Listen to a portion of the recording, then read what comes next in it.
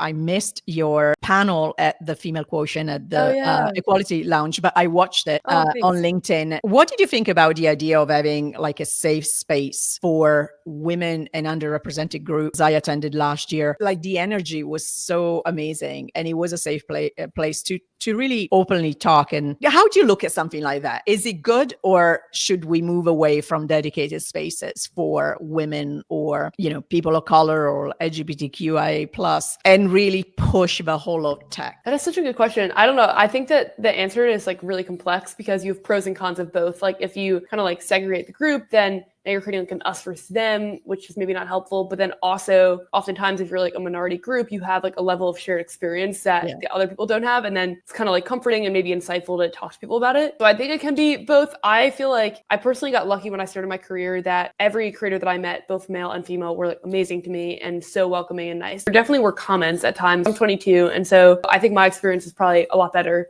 than it would have been like 30 years ago, which is exciting. And probably in large part because of those groups and talks and stuff. So I think it's hard to say if they're like an all or nothing. We probably need both. Yeah, I tend to agree. Especially, I'm sure you have the same as a woman creator, that oftentimes you're asked because you're a woman, especially as you mentioned, 20 years ago. Well, 20 years ago, they wouldn't even ask me because I was a woman.